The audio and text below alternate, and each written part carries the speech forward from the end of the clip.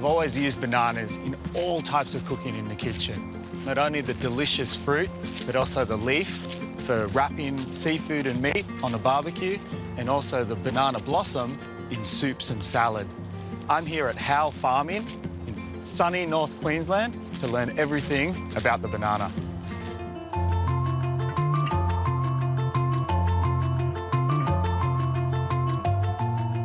So Kim, now we're up here on the rock, as the locals call it. I can see the sheer scale of the farm. It's pretty astonishing, it's amazing. Yeah, we've got quite a few bananas here. We've got 3 farms. We have in excess of 1,800 acres of bananas. Roughly, that's about 2 million cartons per year. Oh my God. And this would just be shipped out to all across Australia? Yeah, all across Australia. We're in the best growing conditions that you can get for bananas, Yeah, so well, we're very lucky. The proof is in the pudding, right? Yeah, that's exactly right. The second biggest banana plantation in Australia. Really impressive. I'd love to get down and just take a look and see how the bananas are actually grown and picked. Do you reckon we can take a look? Sure.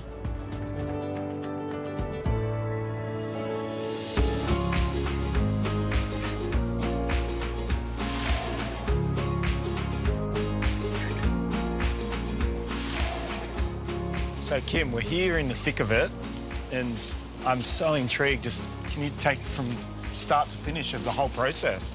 Yep, so first we plant a banana plant. We use banana tissue culture, which is from a banana lab, which we've got at Yoruga Nursery.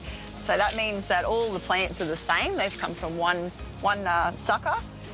Once they start growing, especially in really good conditions, we have to visit that plant multiple times, up to between 40 and 50 times before we harvest that plant. Oh, wow. Once it starts getting bigger, we desucker it to make sure that we've got other suckers have been taken off. So the little shoots that pop up. Correct, Okay. yep. So that we like to keep one, which is the daughter plant. So that's the next one coming through, and we desucker so that we can make sure that all the nutrients are going towards the plants that we want to keep. Okay. So what would one of these big boys be? How old would that be? Well, that would probably be between 9 and 10 months. It's already thrown. So not even a year? Yeah, not even a year. So once it throws its bell, we bell inject. We then bag that. After it's bagged and treated, we then will come through and string it. There's 2 reasons why we string. The main one is so that the harvesters know what we're going to be picking. So red string, yeah, yellow string. So blue bag, blue string. So it's an indicator it's this old, and we're going to pick that in a certain week. The second reason we string is so that the trees don't fall over. One of the challenges that we have is the weather, lots of rainfall, and we're also exposed to tropical cyclones. So we string to ensure that the trees don't just topple over. And when they pick, do they take the whole tree down? It's a very precise art, but essentially they put an X in the tree, drop the tree down, the humper will then come, take the bunch, it gets cut off, and then the cutter will finish the tree and actually hang the tree. And then that's going to be there to feed the next sucker. So when you pick them, like I can see here, they're not beautiful and ripe and ready as someone would buy them in the supermarket. No, that's right. We pick them green.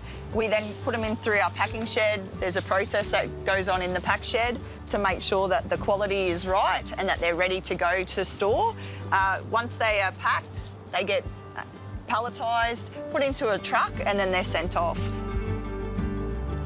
What else do you have to deal with on a daily basis that makes it a challenge?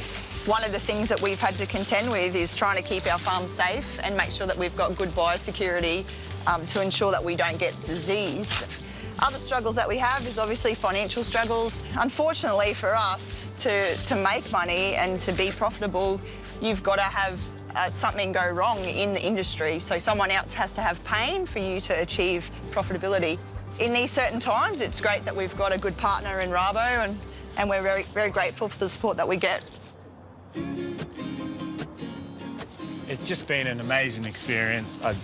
Like I said, I love bananas. I've been to a few farms, but nothing of this magnitude. And it's just been awesome to see the process start to finish, just the passion that you have for farming and for, making it such a big success. And, we'll keep the bananas coming through, Stanley, don't worry. I'll get the old banana fritter back on the menu. I'd love for you to join one day and come down and visit us in Brisbane. That'd be amazing. It's been awesome. Thank you.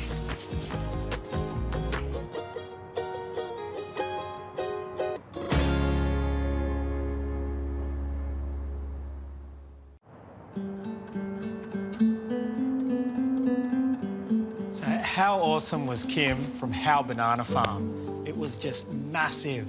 Standing at the top of that rock, just looking over all those banana trees, it was so impressive.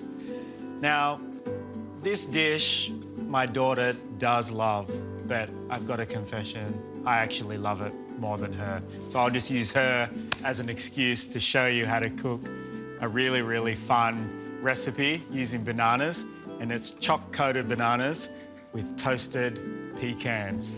I'm gonna use some coconut oil, and I've just got a double boiler here. So basically a double boiler is just a pot of water and then a heat-proof bowl on top, and it's just lightly simmering away. This way we can melt the coconut oil and the chocolate and not risk burning it or getting any charred pieces through the chocolate. Just a couple of tablespoons. And that's just gonna make this chocolate really beautiful and glossy and smooth. And then a couple of cups of dark chocolate. This isn't anything crazy, it's just 40% dark chocolate, so it's not too bitter. And then we'll just give this a stir and let it melt together.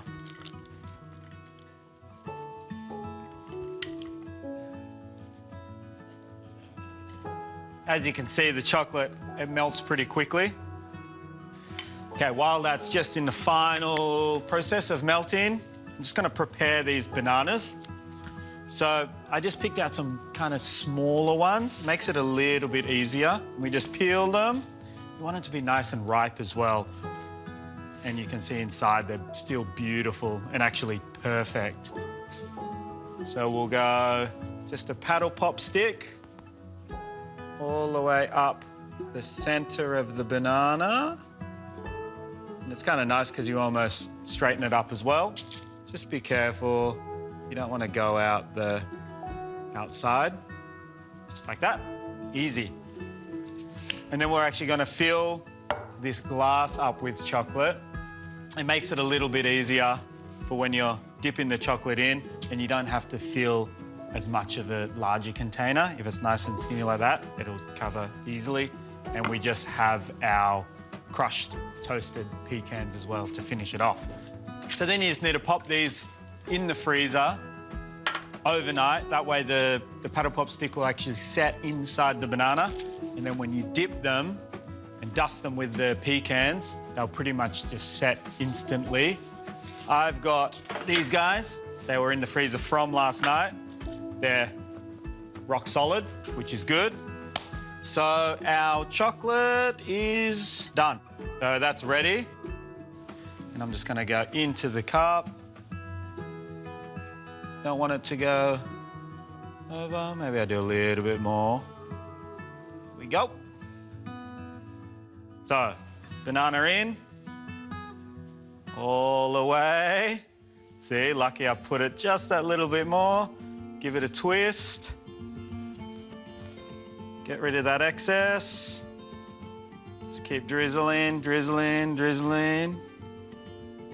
And then grab your nuts. And here we go. Whoa. And the nuts on top.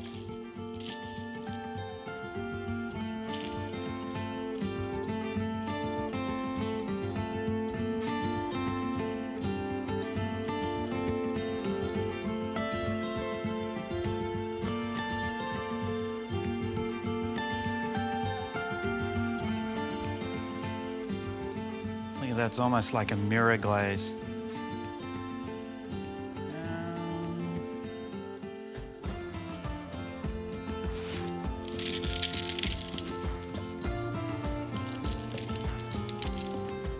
So I like pecans. I think they're really nice. I think they add a good savoury note to this dish.